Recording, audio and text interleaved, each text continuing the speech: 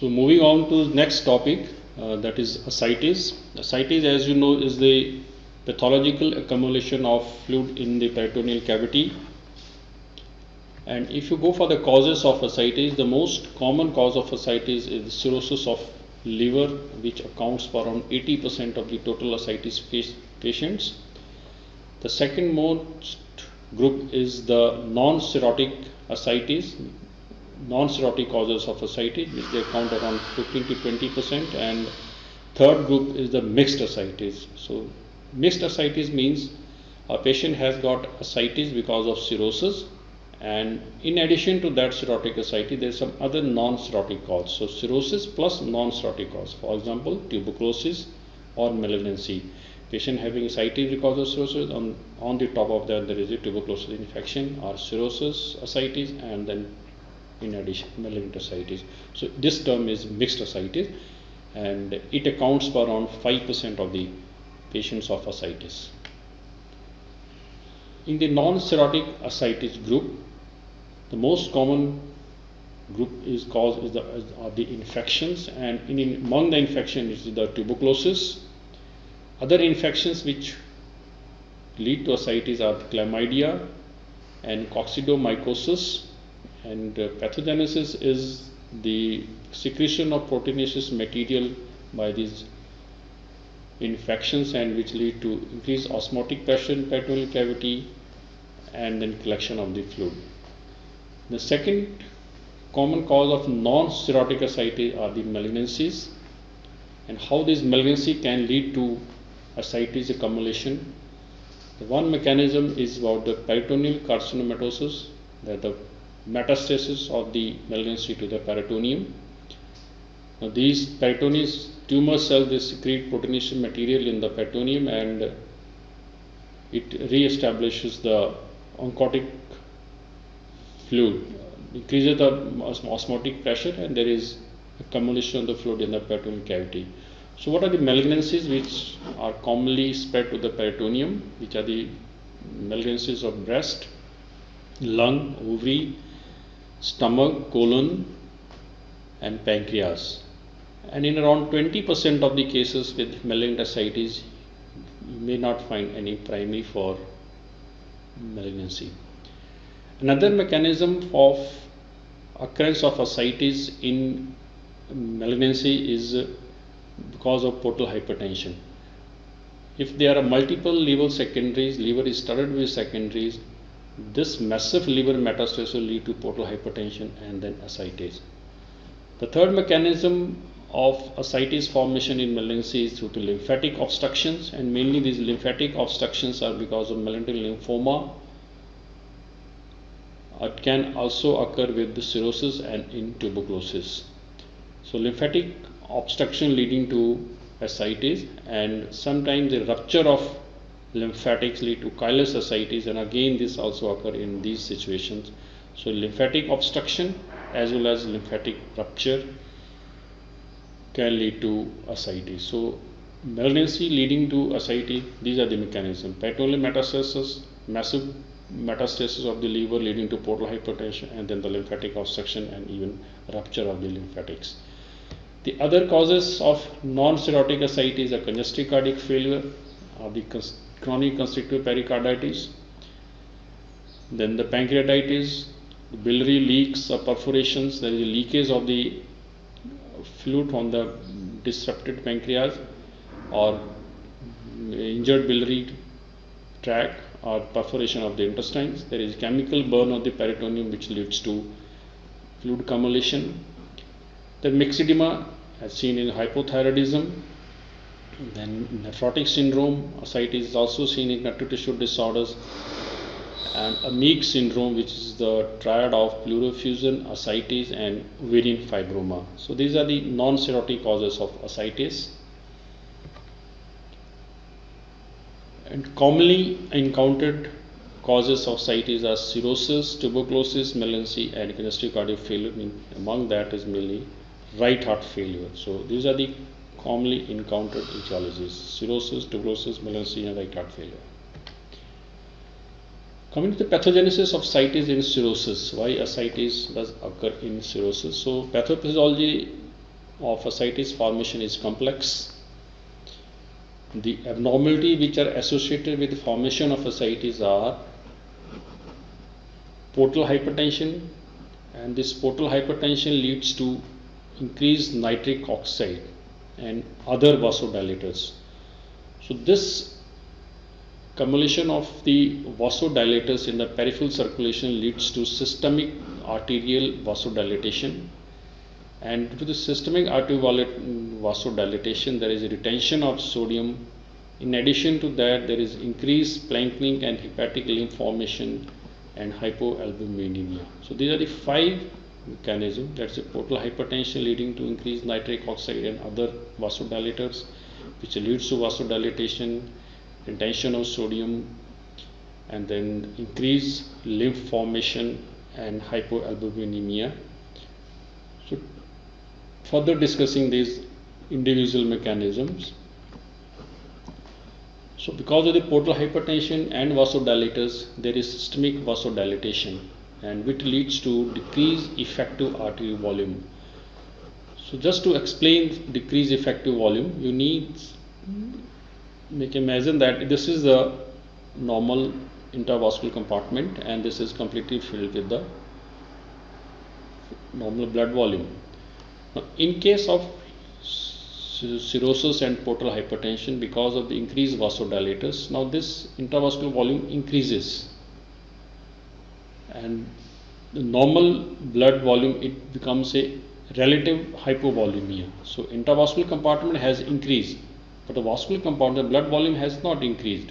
So this becomes a stage of relative hypovolemia. So because of this relative hypovolemia, there is a rise in renin. Then the RAS system, renin, aldosterone, vasopressin, sympathetic stimulation is activated. There is sodium and water retention, leads to plasma volume expansion. In addition to portal hypertension, which leads to ascites formation. On the other hand, there is increased sinusoidal pressure, which leads to increased lymphatic formation in the liver, and also there is increased lymph formation in the splanchnic circulation. In addition to that, hypovolemia leads to decreased oncotic pressure. So these are the various things, that is the sinusoidal, the portal hypertension, vasodilators, increased vasodilatation leading to RAS activity, sodium retention, fluid plasma volume expansion, then increased lymph formation, hypovolemia. The multiple factors, they play together in the formation of ascites in cirrhosis. Now this ascitic fluid in cirrhosis is continuously circulating. It is not that the fluid remains in the peritoneal cavity only. So without half of the fluid, it enters and leaves the peritoneal cavity every hour, and there is a rapid transit of the fluid in both the directions. Now, how much fluid effectively can come out from this peritoneum into the circulation? In a one day, about 1 liter of fluid can be absorbed in 24 hours, and so that is the clinical criteria we take, that how much, when you're treating these patients, what should be your target. So weight loss should be 1 kg weight loss per day, which is we are targeting it. If somebody is losing weight more than 1 kg, it means the extra weight which patient has lost, or the fluid which patient has lost, it is from the intravascular compartment. This particular fluid has not been mobilized from the peritoneal cavity. So maximum 1 liter can be mobilized from the peritoneal cavity in 24 hours. So that is the basis of clinical volume monitoring of these patients when they are on treatment at 1 kg per day, maximum weight loss. What are the clinical features? Most important clinical feature is the gradual distending abdomen. So distension of abdomen is the most common presentation. Some patient can have pain, especially it is more common with malignant ascites, and sometimes in cirrhotic patient, when they get infected, they get a spontaneous bacterial peritonitis. This patient can have pain. Then there is pedal edema, and if patient has got ascites because of heart failure, then he will have features of heart failure. Patient can have fever when this ascites is because of infective cause. So this ascites clinically can be graded when we talk to one to another, that is a grade 1, mild, moderate, severe, or grade 1, grade 2, grade 3 ascites. So how we say that is grade 1, grade 2 or grade 3? The grade 1 ascites is mild ascites and it cannot be picked up clinically. It is detected only by ultrasound. Whereas grade 2 ascites we also call as moderate ascites, it is detected by physical examination.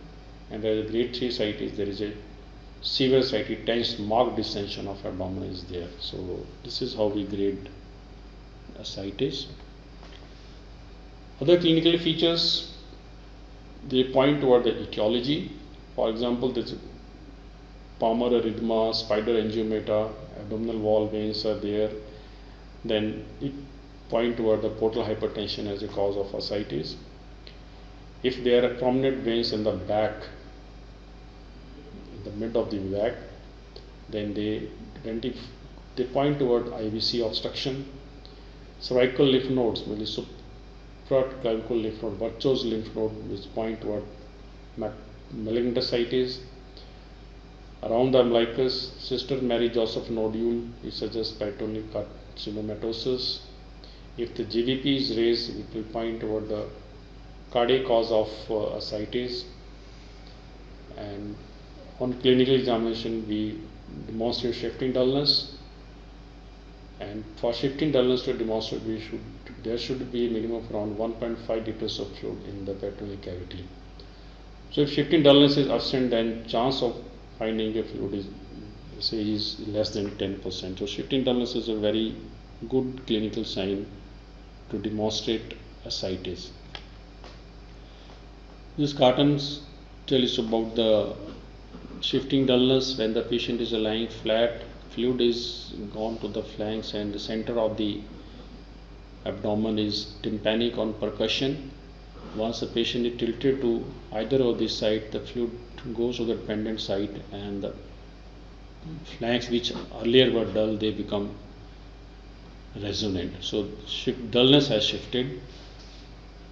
This is the basis of shifting dullness, and you need, as I told you, around more than 1.5 liters of fluid to demonstrate this sign.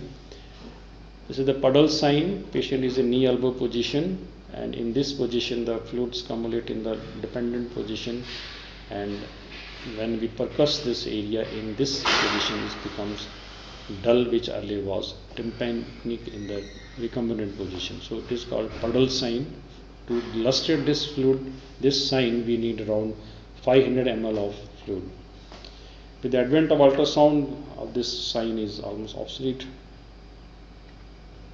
Other investigations in patient of ascites is, once we are suspecting ascites, we are not clinically sure, then if ultrasound is done, it can detect around 100 ml of fluid. So for detection of ascitic fluid, ultrasound is the best modality.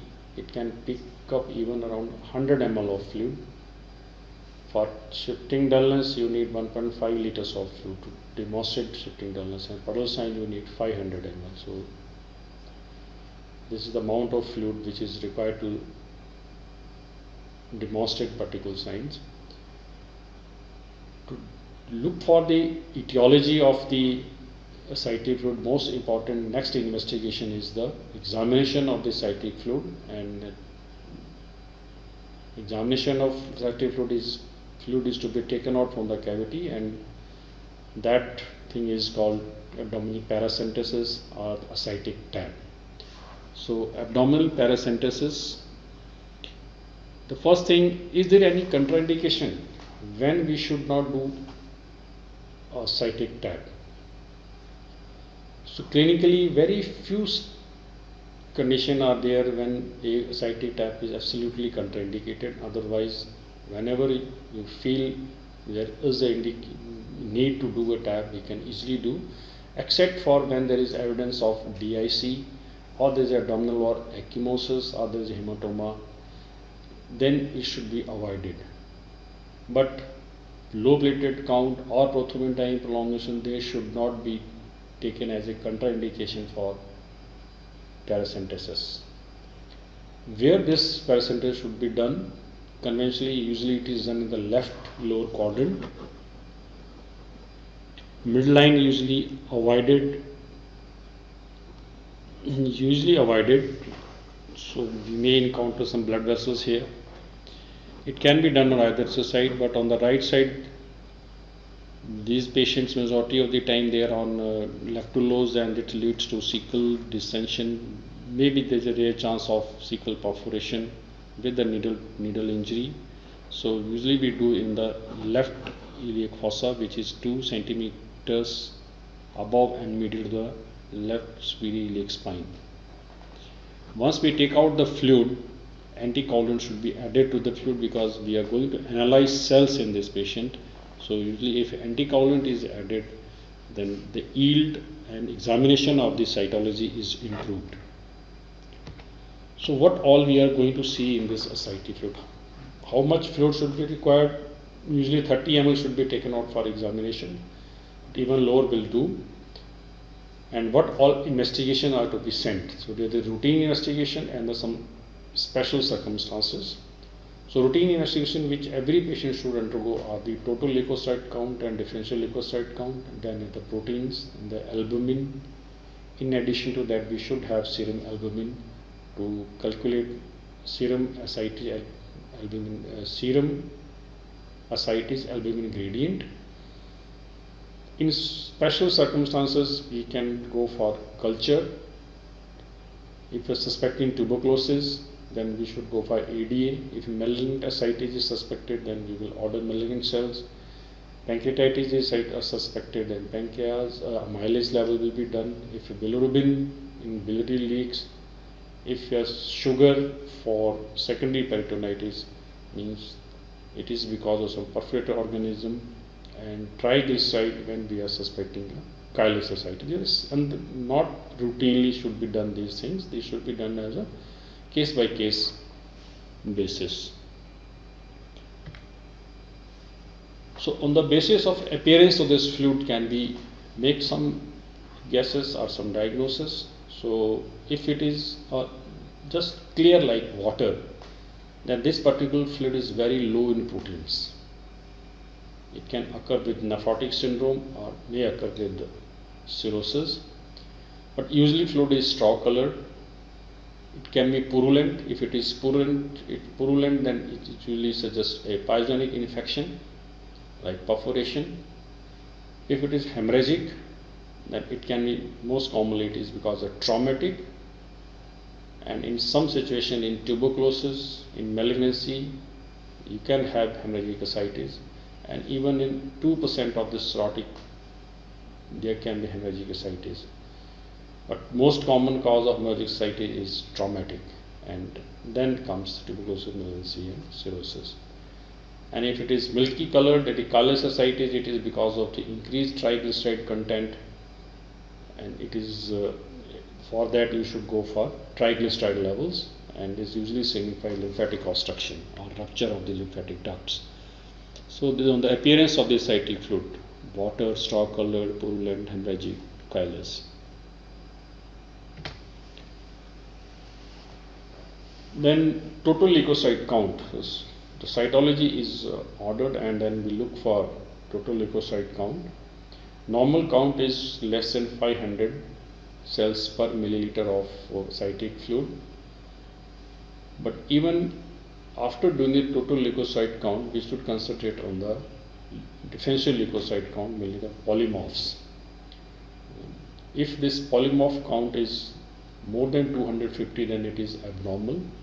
Less than 250 is a normal count for polymorphs.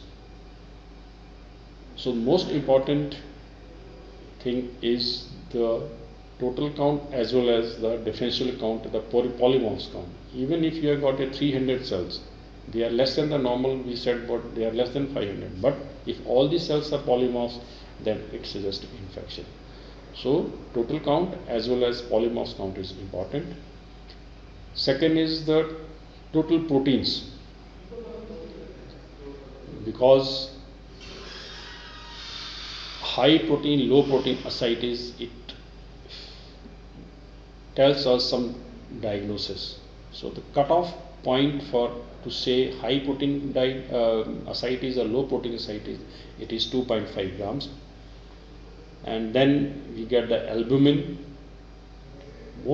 and from this albumin ascitic fluid we calculate SAG, and SAG is serum ascites albumin gradient, that is the serum albumin minus ascites albumin. It's a very important parameter in the investigation of an ascites.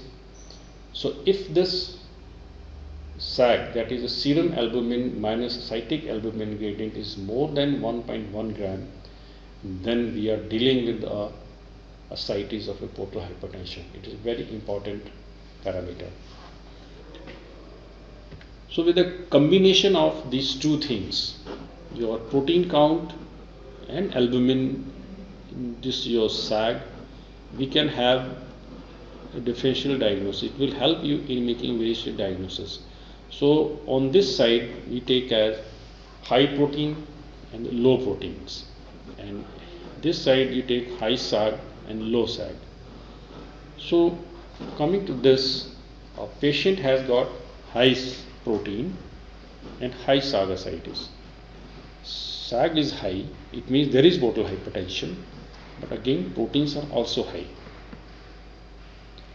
So portal hypertension with high protein, high SAG, high protein, these are situations like acute blood carry. It occurs with congestive cardiac failure, it occurs with constrictive pericarditis, hypothyroidism, or in case of mixed ascites. In these situations, your SAG will be high and your proteins will also be high. Your SAG is high but proteins are low, then that is only one condition, is cirrhosis. So SAG high, portal hypertension, and proteins low, then in this situation the cause of portal hypertension is cirrhosis. Here SAG is low, proteins are high. These are the tuberculosis, malignancy, pancreatic and biliary ascites. SAG is also low, proteins are also low, then it occurs with nephrotic syndrome. So very helpful in making the differential diagnosis of ascites, this SAG and protein content. Special investigation, as I told you, you can do culture, especially in bacterial infections. When you are suspecting it, you can send it for culture. We are suspecting tuberculosis, so most important, commonly we send for ADA, or we can also send for TB PCR, AFB smear, or AFB culture, but majority of the time ADA helps us in diagnosis of tuberculosis. If the ADA levels in the ascitic fluids are more than 37 units, usually confirms tubercular origin of ascitic fluid. Then malignant cells, as I told you that these are the malignancy, usual malignancy which spread to the peritoneum. Most important is to send the sample of malignants for malignant cells, and at least 3 samples should be sent for cytology. So one sample sent, yield will be 82% times it will pick up the malignancy. If 2 samples are sent, it is 93%. 3 samples are sent, for 97% of the times we can pick up the malignancy as a cause for ascites. So any patient, whenever we are suspecting malignant ascites, we should send around 3 samples of ascitic fluid.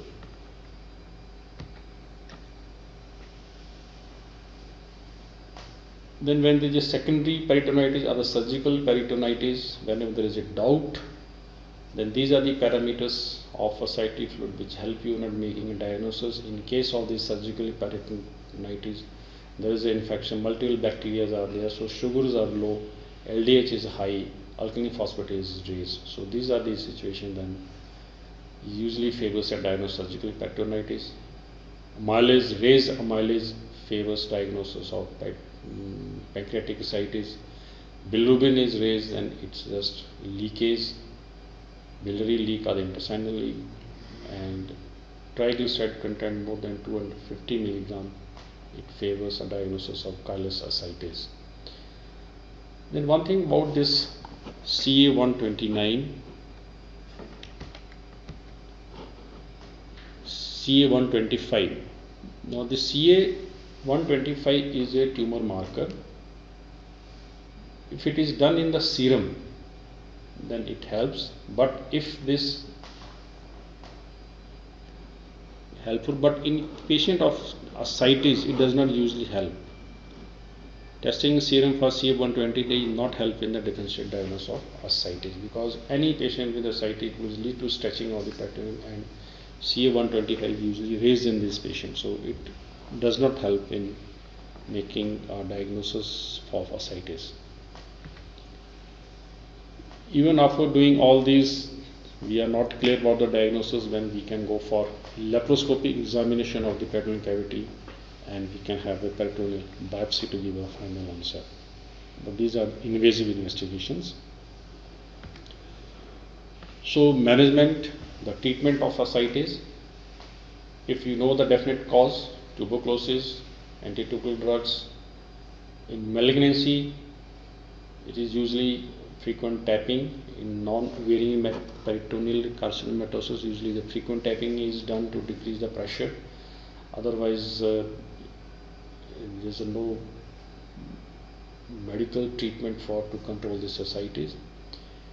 But only one malignant ascites, that is ovarian malignancy. Ascites because of malignant ovarian tumor. If surgical debulking and chemotherapy, this ascites can be controlled. So only one peritoneal malignancy, peritoneal metastasis of ovarian tumor. In this situation, your ascites can be controlled by tackling the primary tumor.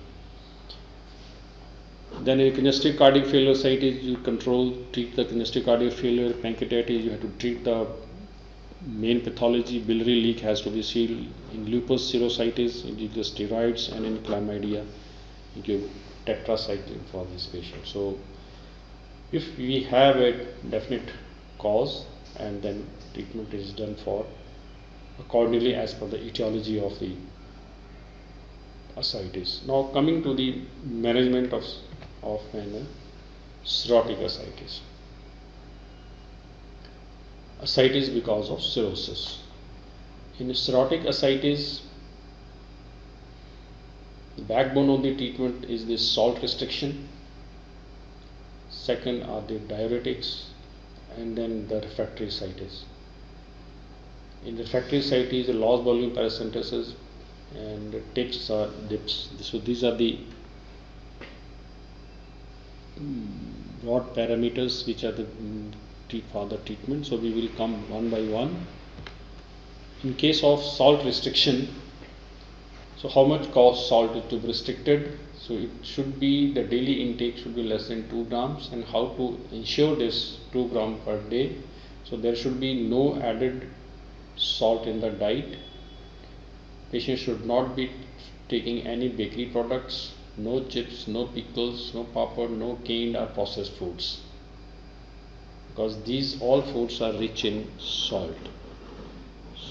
So they should be avoided, and no added salt should be taken.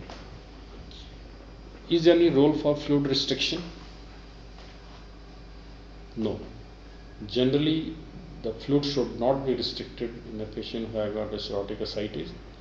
The indication for fluid restriction is only when the patient's sodium less than 120. Otherwise, they should not be restricted.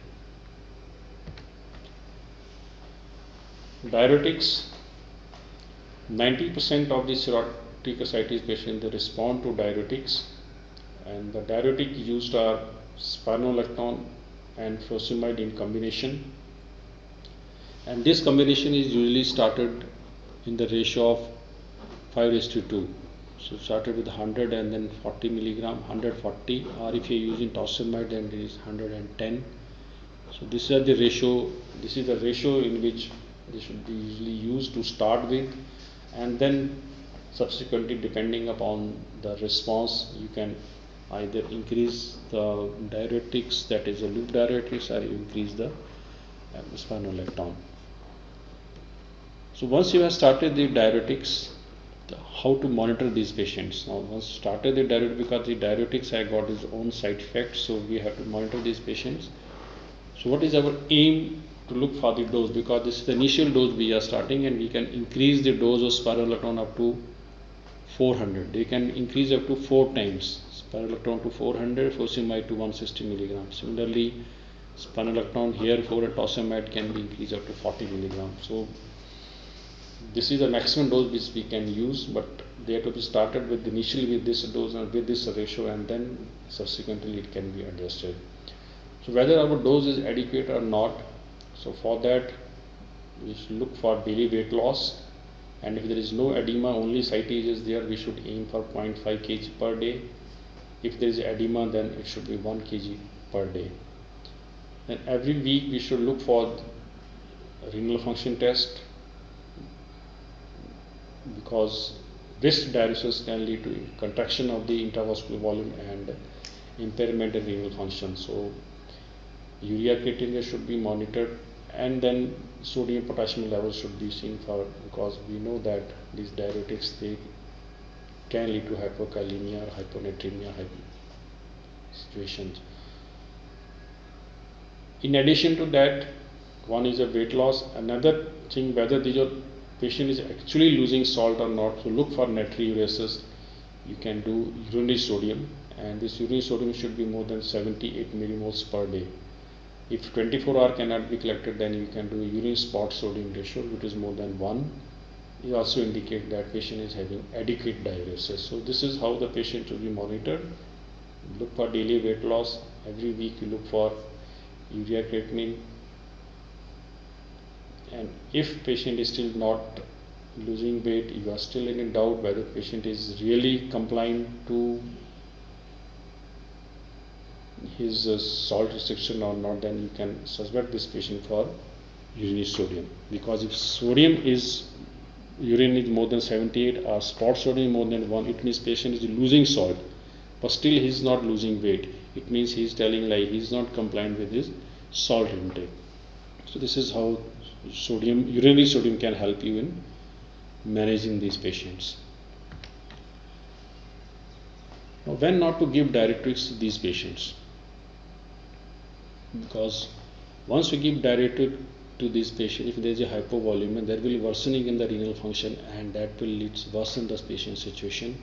So if creatinine is more than 1.5, patient has got any degree of hepatic encephalopathy, or patient has a sodium less than 120, in this situation the diuretic should not be given. Now, once we are giving this diuretic, what are the other diuretics other than this spironolactone and furosemide or tossemide? What else we can give? So it is amiloride can be given to these patients, and 10 milligram of amiloride is equal to 100 milligram of spironolactone. So usually we start with spironolactone. Once this patient they develop spironolactone related side effect, that is gynecomastia, painful gynecomastia, in those situations you can switch over to amiloride. And IV furosemide should usually be avoided in this patient with cirrhosis, because these patients they do not tolerate IV intravenous furosemide. The oral diuretics are better tolerated by these patients. So IV diuretics should be avoided in these patients. Now, as I told you, 90% of the patient they will respond to your salt restriction and diuretics, but 10% of the patient will not respond to it. So that ascites is called as refractory ascites. Refractory ascites can be of two types. One is diuretic resistant and another is diuretic intractable.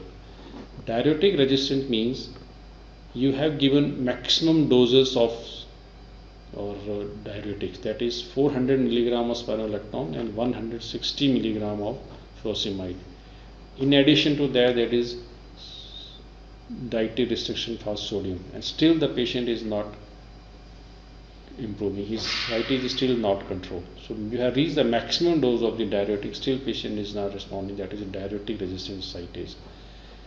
In another situation, you are not able to reach up to the maximum dose because of the side effects. Once we increase the dose, patient developed hypokalemia, he developed a renal function derangement, creatinine start rising, so you are not able to reach the maximum dose. So that is diuretic intractable ascites. So majority of the times you are deal with diuretic intractable refractory ascites. So what is the treatment in this situation? Patient is compliant with the sodium intake and he is on diuretics, still he is not tolerating them. Yeah, we have reached the maximum dose and still the diabetes is not controlled. In that situation, treatment remains large volume paracentesis, TIPS, transjugular intrahepatic portosystemic shunt, or liver transplant, or peritoneal venous shunts. So what is LVP, or large volume paracentesis? When more than 5 liters of cyclic fluid is taken out in a single time, we call it as large volume paracentesis. So how frequently this large volume paracentesis should be done? So rough calculation is that you mainly want to take out the sodium in the body. So there is sodium retention. A cyclic fluid sodium is equal to the sodium in the body fluid. So as you know, sodium in body fluid is 135 millimoles per liter. So if you take out 6 liters of cyclic fluid, then it comes out to 810 millimoles of sodium. If we are aiming at 78 millimoles loss per day of sodium, then it comes out to be 8 days of sodium can be taken out in 6 liters fluid. So if you take out 6 liters in per day in one day, and patient is compliant with sodium intake, then he roughly will require his next step around 10 to 12 days. So this is how the frequency of large volume paracentesis is calculated, and usually we resort to large volume paracentesis in every 10 days to 2 weeks. But one problem with large volume paracentesis is that once you take out a fluid more than 5 liters in a single time, what happens that in next 3 to 4 days there is a rise in the plasma renin activity, there is hyponatremia and renal impairment, and it adversely affects the course of the disease. So when you do a large volume paracentesis which is more than 5 liters, in next 3 to 4 days after the tap, there will be these abnormalities. So in order to prevent these abnormalities, if we give these patients albumin, and this albumin dose is 6 gram for every liter of cyclic fluid removed. If you are taking 6 liters, so 6 are 36 grams of injectable albumin is given. So it leads to plasma volume expansion, and it does not allow this plasma renin activity to increase after the paracentesis. So these renal impairment, hyponatremia, these side effects of LVP are minimized. So whenever you do large volume paracentesis, it is to be followed by albumin infusion. So refractory ascites, first line of treatment is large volume paracentesis with albumin infusion, though his sodium restriction will continue. Then if patient is still not responding to that, then we can put a stent. So TIPS is transjugular. So this is the IVC through, we will reach the IVC to the hepatic veins. So transjugular intrahepatic portosystemic shunt. So this is the systemic vein and this is the portal vein, and the shunt is placed between the hepatic vein and the portal vein. So it is called as TIPS, transjugular intrahepatic portosystemic shunt. In some situation, when this morphology is not congenial for this stent placement, so directly from the IVC to the portal vein stent can be placed. So this is called DIPS, direct intrahepatic portosystemic shunt. directly from the IVC. So tips or dips can be done for these refractory ascites patients. Another modalities to control for this ascites is the peritoneovenous shunt.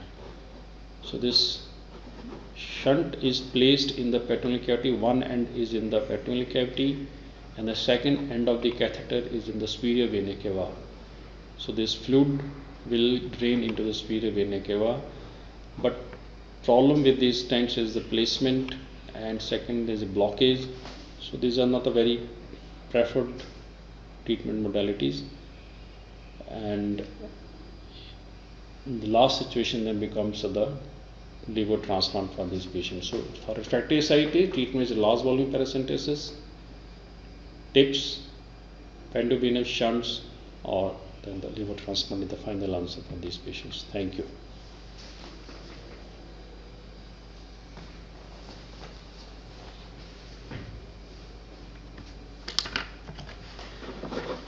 कितना time लगा भाई?